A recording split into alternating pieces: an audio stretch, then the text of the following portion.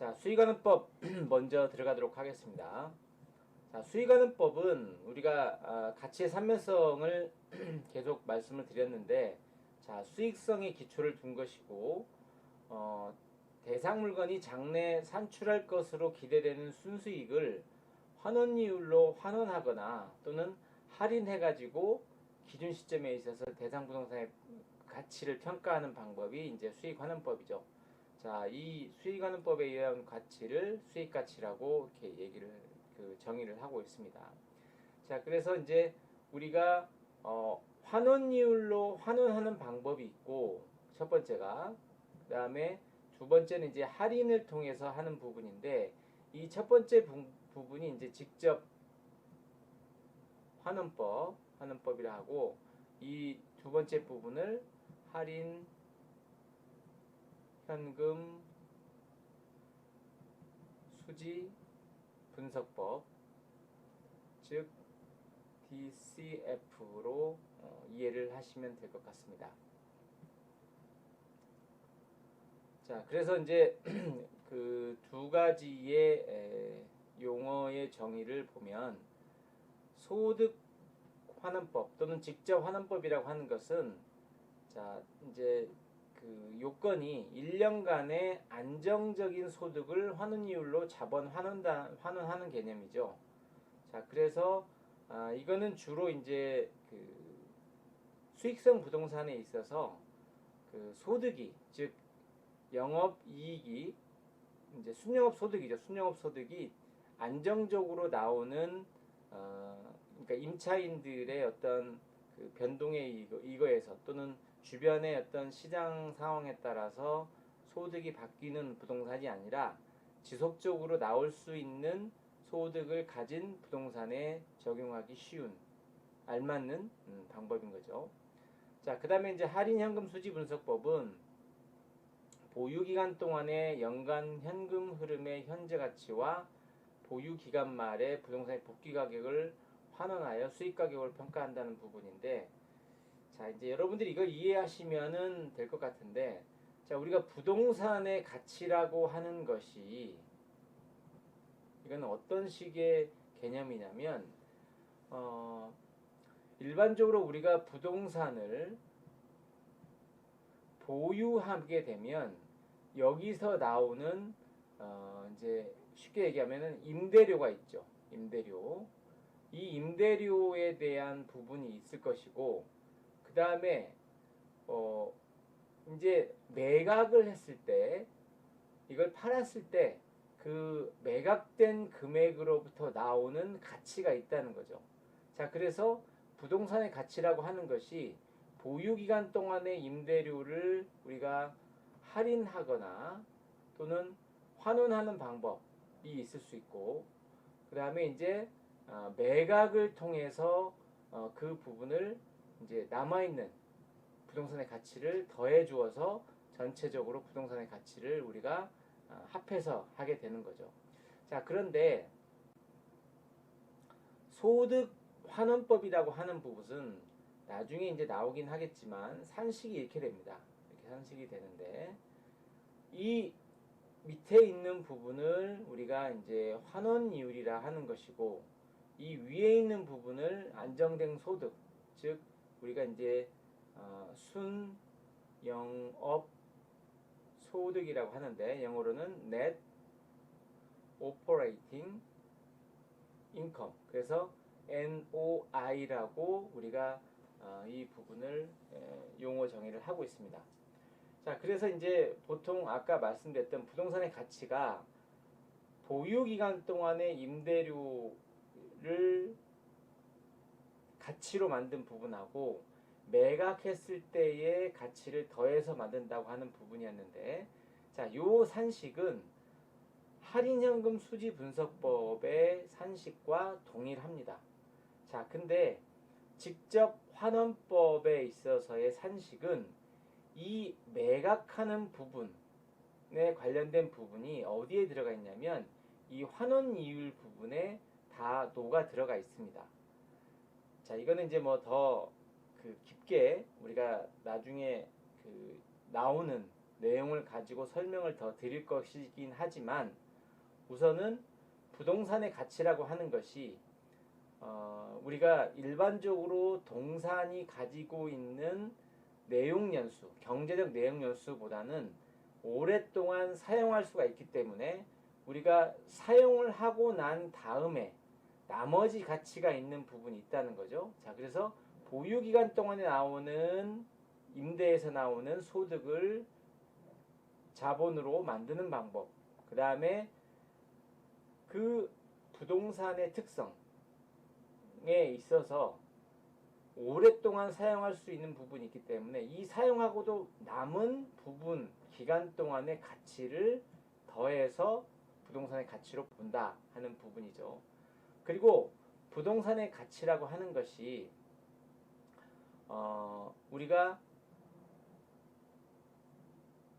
이 기준 시점, 우리가 평가하는 기준 시점을 기초로 했을 때 과거에 나와 있었던 사실 또는 앞으로의 이 부동산에서 전개되어 올 이 수익을 가지고서 이제 가치를 평가할 수 있는 부분이 있는데 우리가 거래 사례 비교법이라고 하는 것은 기준 시점을 놓고 보았을 때 과거에 거래되었던 사례를 가져와서 이제 기준 시점 현재의 가치를 평가하는 방법인 것이죠. 자, 이거는 우리가 부동산의 가치라고 하는 것이 장래 기대되는 소득을 현재 가치로 해서 우리가 부동산의 가치를 만든다고 했을 때는 그 용어의 정의와는 전혀 다른 반대의 개념인 것이죠. 즉 과거에 있었던 팩트, 즉 과거의 사실을 가지고 지금 현재 시점에 가치를 평가하는 방법이 주로 거래, 사례, 비교법인 것이죠.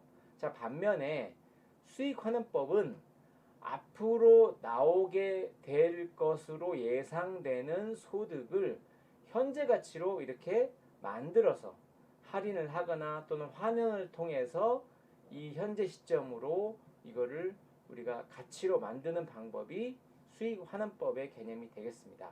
자, 그래서 다시 정리를 하면 소득환원법은 이 NOI라고 하는 부분을 환원이율로 환원을 하면 이 부분이 이제 우리가 여러분들이 고등학교 때 배웠던 영구적으로 수익이 발생되는 부동산, 즉 이거는 이제 주로 토지와 관련된 것이죠. 이거는 이제 자본을 회수를 해야 될 부분의 개념이 없는 아주 순수하게 영속적으로 소득이 나온다는 개념인 것이고, 자, 할인현금 수지분석법은 우리가 부동산이라고 하는 경제적 내용 요소가 있다고 하면 자, 일정 기간 동안 보유를 통해서 나오는 소득을 우리가 가치화시키는 부분하고 이렇게 보유하고 남은 기간 동안에 이 가치가 있죠. 이걸 우리가 이제 매각을 통해서 나오는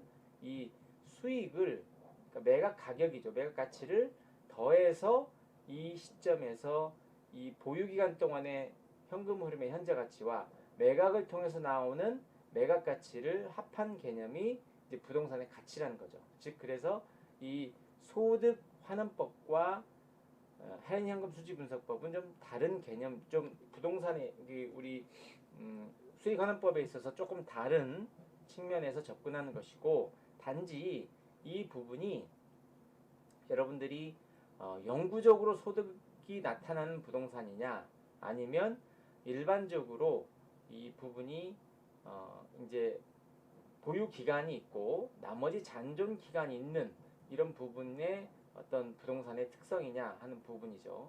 자, 그래서 이 두 개의 그 차이, 다름을 여러분들이 이해를 하시면 좋을 것 같고, 주로 이제 이렇게 영속적으로 소득이 발생된다고 하는 부동산, 그리고 안정된 소득을 기초로 하는 방법인 반면에 이 부분은 여러분들이 주로 이제 그 코엑스몰이나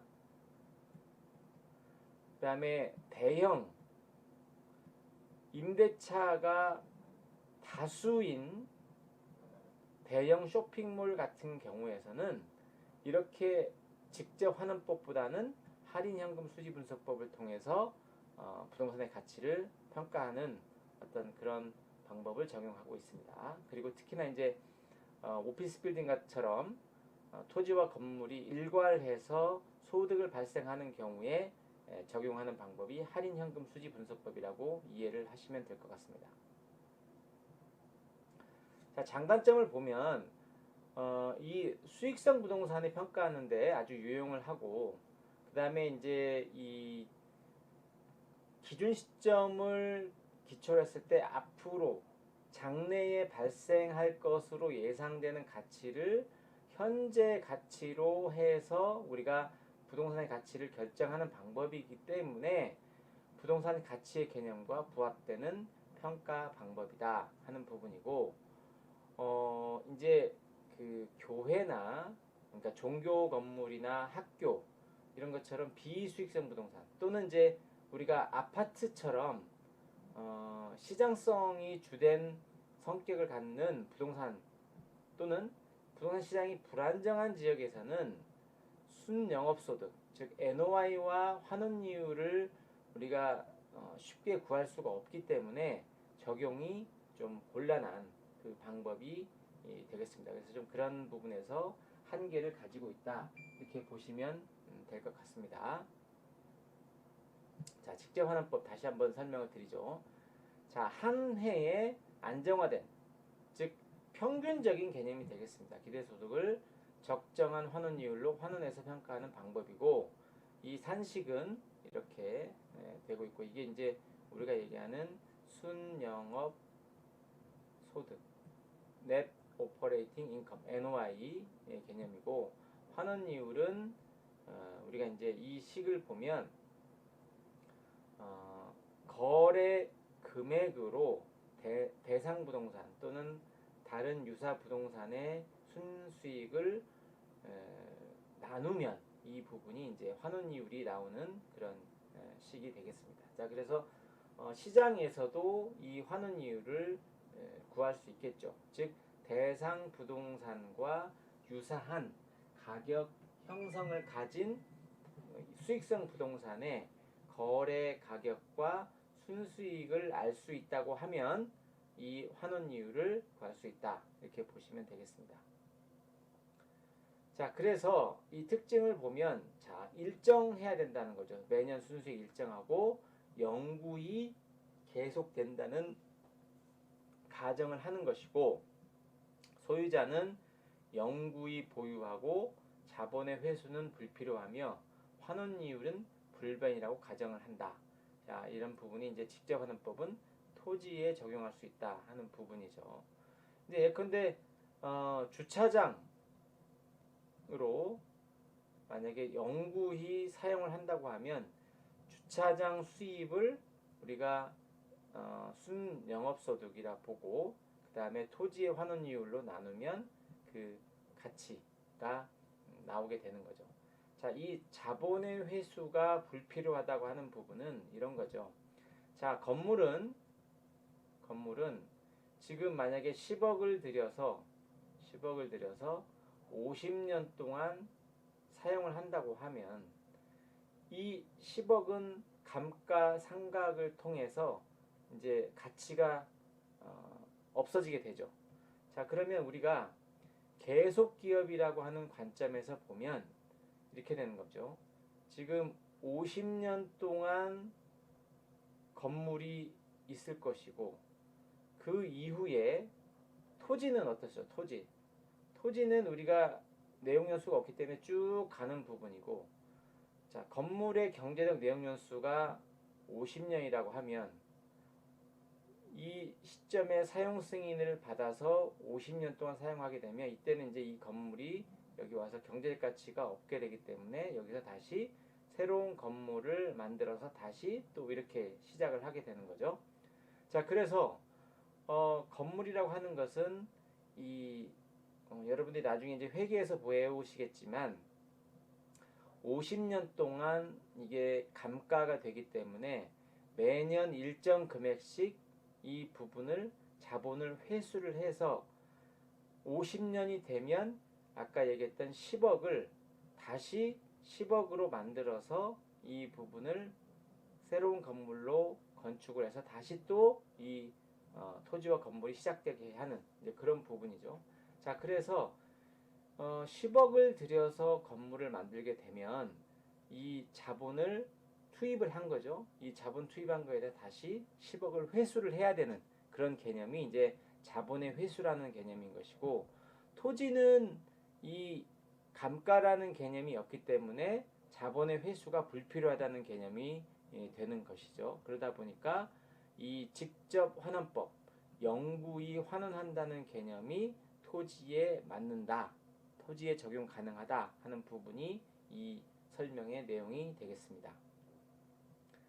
자, 그 다음에 이제 할인연금 수지법 다시 설명을 드리면, 자, 장래 발생될 것으로 기대되는 매년의 적정한 수익이죠. 이게 이제 NOI, 순영업소득을 현재 가치로 할인해서 수익 가치를 평가하는 방법인데, 여기에 이제 조금 더 내용을 보충하게 되면 이 매기의 적정한 수익, 즉 우리가 얘기하는 보유 기간 동안에 나오는 순영업 소득을 일단 할인을 하고, 그 다음에 그 보유가 끝나고 매각을 하게 됐을 때 나오는 가치를 더해서 이 부동산의 가치로 결정하게 되는 것이 할인현금 수지 분석법이 되겠습니다.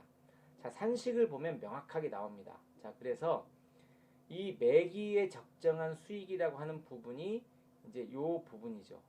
그래서 이거를 할인율로 할인한 부분이 이제 내용인 것이고, 이 N이라고 하는 부분이 우리가 보유 기간으로 보시면 되겠습니다. 보유 기간. 그러니까 보유 기간 동안에 나오는 매년의 그 순영업 소득을 할인을 한 합친 금액 부분이죠. 이 부분하고, 그 다음에 이 매각을 통해서 나오는 이 매각 가치를 다시 할인을 하게 되는 거죠. 할인을 하게 되면 이 부분은 이제 어떻게 되냐? 이 보유 기간 동안에 나오는 매년의 소득의 현금 흐름의 현재 가치의 합과 매각을 통해서 나오는 그 매각 가치 합을 더한 부분이 이제 이 전체의 우리 부동산의 가치가 되는 것이고, 보통 우리나라는 5년을 보유하고 그 다음에 6년차 NOI를 나중에 설명을 드리겠습니다. NOI를 환원율로, 즉 여기는 이제 보통 이 직접 환원법에 쓰는 환원율과 다르게 되는데, 이거는 이제 우리가 우리말로는 종말 환원율 또는 터미널 캡레이트 이런 식으로 표현을 하게 되는데, 이 6년 차의 NOI를 환원을 하고 다시 이 부분을 할인을 해야 되는 거죠. 5년으로. 자, 그래서 이건 나중에 설명을 드리겠지만, 자, 그래서 이 부분이 두 가지의 개념이 가치가 합쳐져서 이렇게 된다. 자, 우리가 5년에 대한 보유를 하고 6년 차의 NOI를 환원을 해서 다시 할인한다고 했는데, 자, 그래서 이 가치의 구성이라고 하는 부분, 이게 전체가 100이라고 했을 때 이 부분은 보통 30에서 35%를 차지하게 되고, 그 다음에 70에서 65%의 복귀 가치 부분이 이제 할당이 되는데, 자, 그래서 3대 7 또는 35대 65의 가격 구성비가 합쳐져서 이 할인현금 수지 분석법을 하게 되면 대략적으로 이 가치의 구성이 이런 식으로 된다고 이해를 하시면 될 것 같습니다.